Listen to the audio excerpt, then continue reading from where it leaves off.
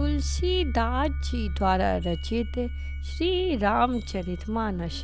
नमस्कार दोस्तों, आपके सहयोग से तीसरा अध्याय अरण्य कांड की समाप्ति मैं करती हूँ। जय श्री राम। कहो मैं अनुभव अपना, सत हरि भजनु जगत सब अपना। पुनि प्रभु गए सरोवर धीरा, पंपा नाम सुभग गंभीरा। हे उमा, मैं तुम्हें अपना अनुभव कहता हूँ। हरि का भजन ही सत्य है, ये सारा जगत तो स्वप्न की भांति झूठा है। वे प्रभु श्री राम जी पंपक नामक सुंदर और गहरे सरोवर के तीर पर गए। संत हृदय जस निर्मल बाणी, बांधे घाट मनोहर चारी। जहाँ तहाँ पियाई विविध मृग नीरा, जन उदार ग्रह जाचक भीरा। उसका जल संतों के हृदय जैसा निर्मल है।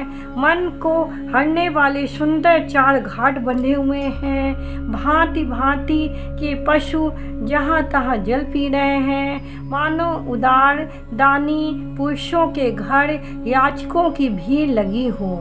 पुरयनी सघन ओठ जल देख न पाए मर्म, माया छन्न न देखिए जैसे निर्गुण ब्रह्म। घनी पुरैनियों कमल के पत्तों की आड़ में जल का जल्दी पता नहीं मिलता, जैसे माया से ढके रहने के कारण निर्गुण ब्रह्म नहीं दिखता।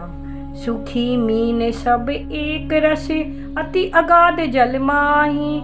यथा धर्म शीलन के दिन सुख असंजुत जाई।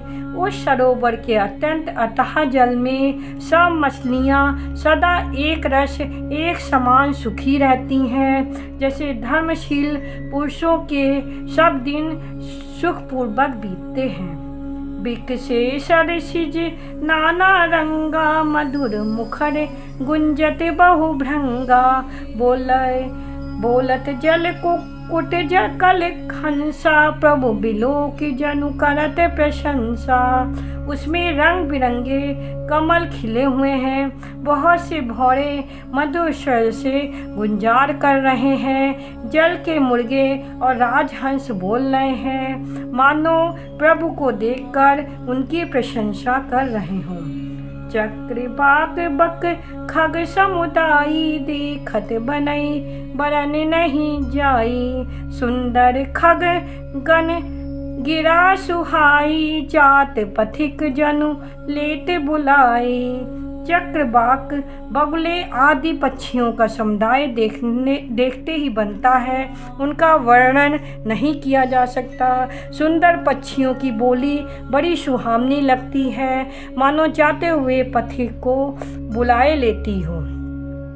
ताल समीप मुनहिन ग्रह छाए, चहु दिश कानन बिटप सुहाए।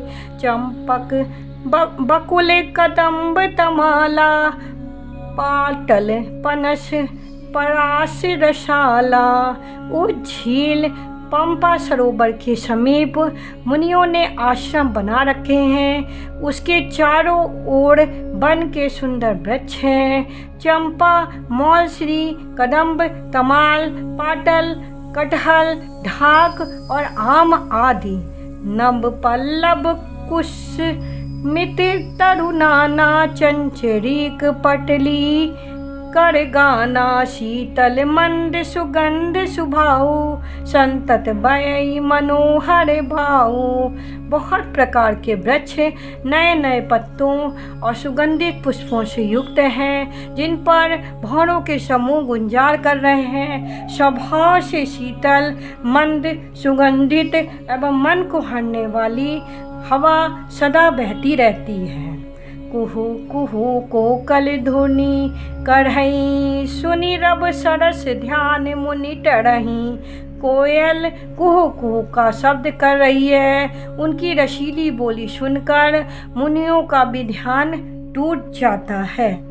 फल भारण नमि बिटप सब रही, भूमि निहराई। पर उपकारी पुरुष जिम नवई, सुसंपत्ति पाई। फलों के बोझ में झुककर सारे वृक्ष पृथ्वी के पास आ रहे हैं। जैसे परोपकारी पुरुष बड़ी संपत्ति पाकर झुक जाते हैं। देख राम अति रुचिर तलाबा, मंजुन कीन परम सुख पाबा। देख सुंदर तरुबर छाया, बैठे अनुज सहित रघुराया। श्री राम जी ने अत्यंत सुंदर तालाब देखकर स्नान किया, परम सुख पाया। एक सुंदर उत्तम वृक्ष की छाया देखकर श्री रघुनाथ जी छोटे भाई लक्ष्मण सहित बैठ गए। तहाँ पुनि सकल देव मुनि आए, स्तुति करि निज धाम सिधाए। बैठे परम प्रसन्न कृपाला, कहत अनुज सन कथा रसाला। फिर वहाँ सब देवता और मुनि आए और स्तुति करके अपने अपने धाम को चले गए। कृपालु श्री राम जी परम प्रसन्न बैठे हुए छोटे भाई लक्ष्मण जी से रसीली कथाएं कह रहे हैं। बिरहवंत भगवंतहि देखी नारद मन भा, सोच विशेषी मोर शाप करे। अंगीकारा सहत राम नाना दुख भारा। भगवान को विरह युक्त देखकर नारद जी के मन में विशेष रूप से सोच हुआ।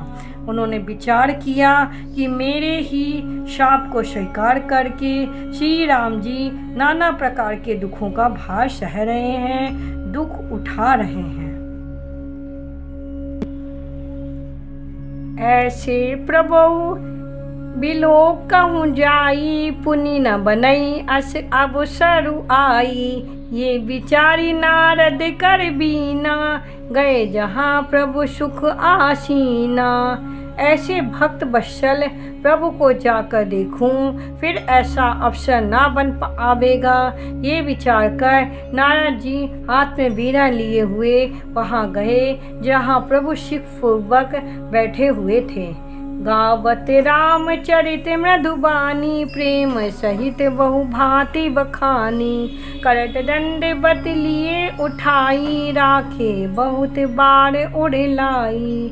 वह कोमल वाणी से प्रेम के साथ बहुत प्रकार से बखान कर रामचरित का गान करते हुए चले आ रहे हैं। दंडवत करते देखकर श्री रामचंद्र जी ने नारद जी को उठा लिया और बहुत देर तक हृदय से लगाए रखा।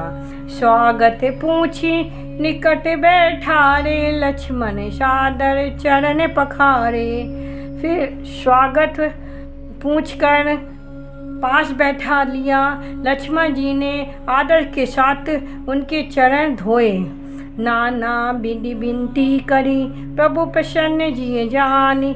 नारद बोले बचन तब, जोड़ी सरोरहु पानी। बहुत प्रकार से विनती करके और प्रभु को मन में प्रसन्न जानकर तब नारद जी कमल के समान हाथों को जोड़कर वचन बोले। सुनहु उदार सहज रघुनायक, सुंदर आगम सुगम बरदायक। देहु एक बार मांगो स्वामी, यद्यपि जानत अंतर जामी। हे स्वभाव से ही उदासी रघुनाथ जी सुनिए, आप सुंदर अगम और सुगम वर के देने वाले हैं। हे स्वामी, मैं एक वर मांगता हूँ, वह मुझे दीजिए। यद्यपि आप अंतर्यामी होने के नाते सब जानते ही हैं। जानहु मुनि तुम मोर सुभाऊ, जन सन कबहु की करहु दुराऊ। कबन वस्तु अति प्रिय मोहि लागी, जो मुनि वर ना सकहु तुम मांगी। श्री राम जी ने कहा, हे मुनि, तुम मेरा स्वभाव जानते ही हो। क्या मैं अपने भक्तों से कभी कुछ छिपाव करता हूँ? मुझे ऐसी कौन सी वस्तु प्रिय लगती है जिसे हे मुनि श्रेष्ठ तुम नहीं मांग सकते। जन कहूँ कछु अदे नहीं मोरे, अस विश्वास तजऊँ जनि भोरे। तब नारद बोले हर्षाई, असबर मांगऊं करऊं ढिठाई। मुझे भक्त के लिए कुछ भी अदेय नहीं है, ऐसा विश्वास भूल कर भी मत छोड़ो। तब नारद जी हर्षित होकर बोले, मैं ऐसा वर मांगता हूँ, ये गृहस्था करता हूँ। यद्यप प्रभु के नाम अनेका, श्रुति कह अधिक एक ते एका। राम सकल नामन ते अधिका, हो नात अग खग गण बदिका। यद्यपि प्रभु के अनेकों नाम हैं, वेद कहते हैं कि वे सब एक से एक बढ़कर हैं, तो भी ये नाथ राम नाम सब नामों से बढ़कर हो और पाप रूपी पक्षियों के समूह के लिए ये बधिक के समान हो। राका रजनी भगति तब राम नाम सोई सोम, अपर नाम उडगन विमल बसऊं भगत उड़ व्योम।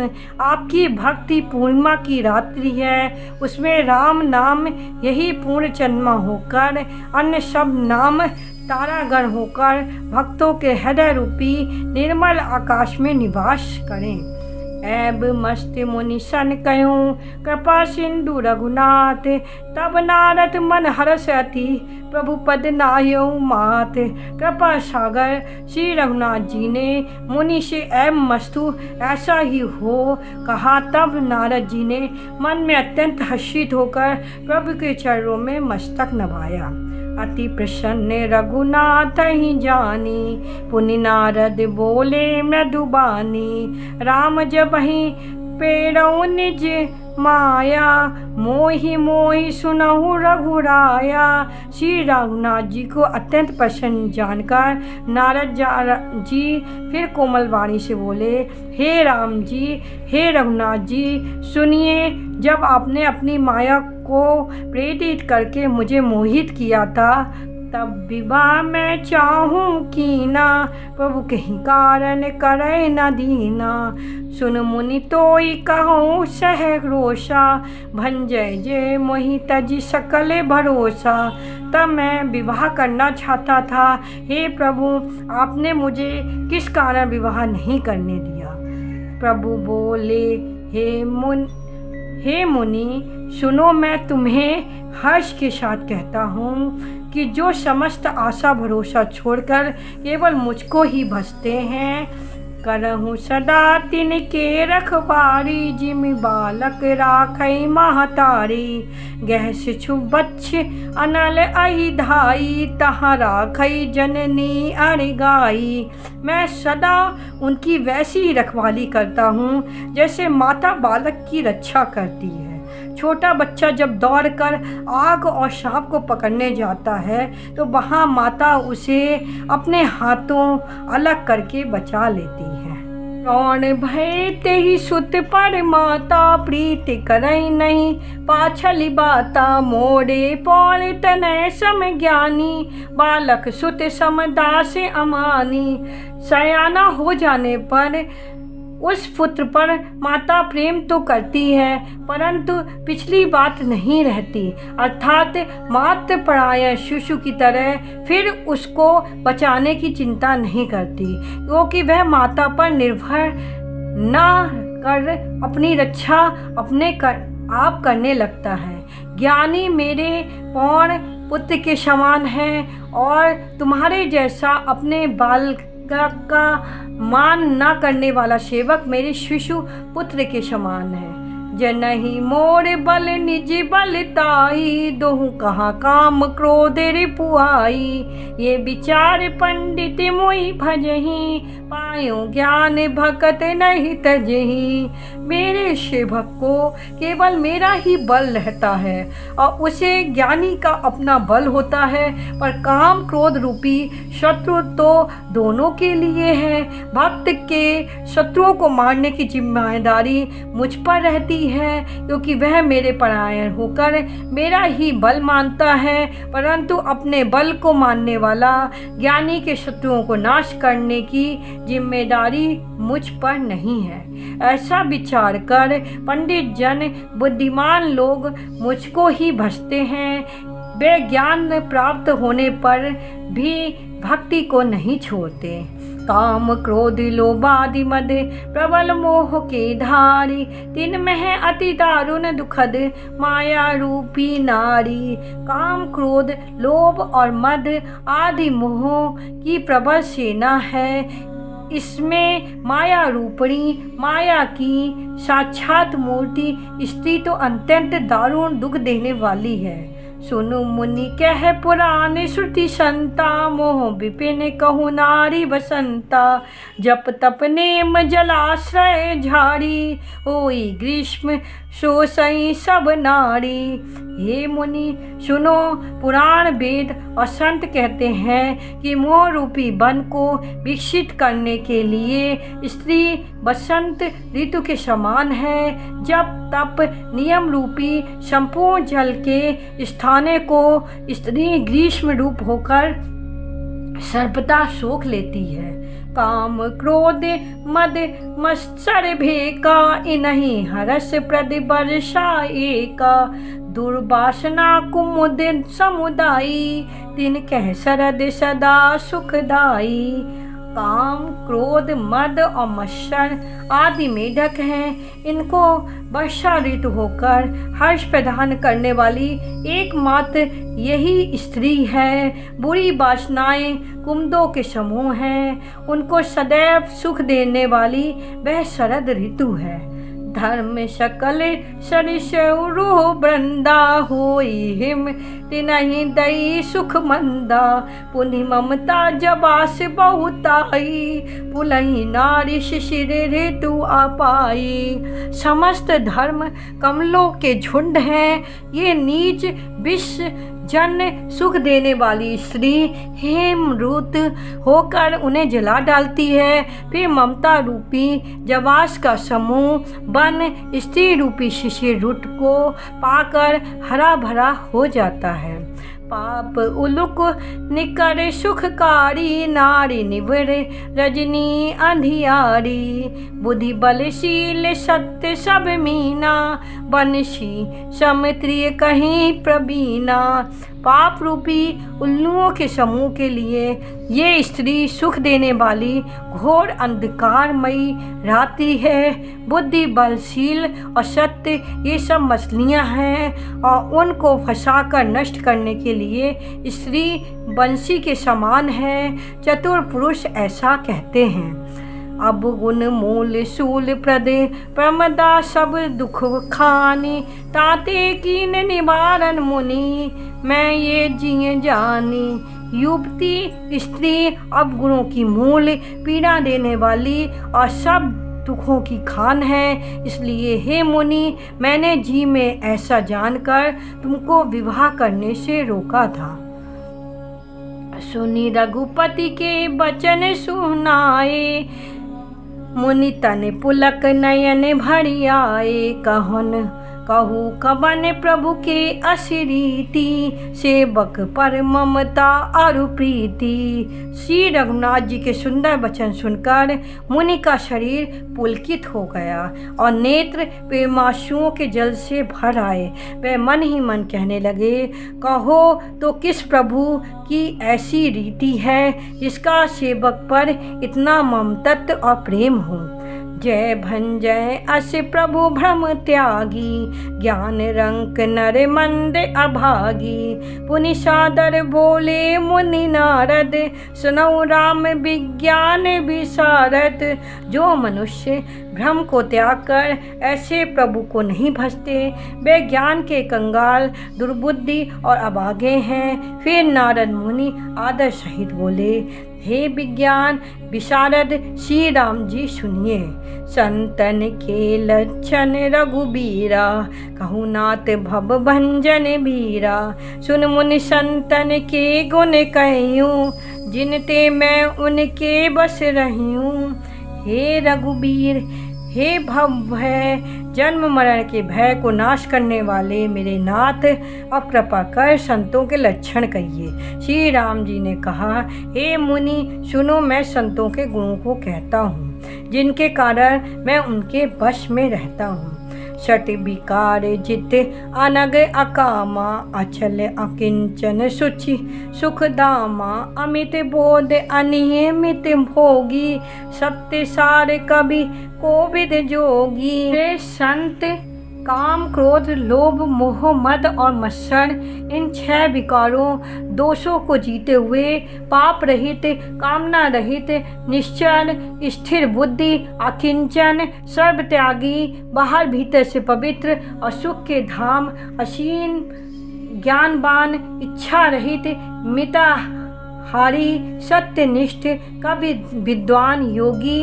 सावधान, मानद मदहीना, धीर धर्म गति परम प्रवीणा।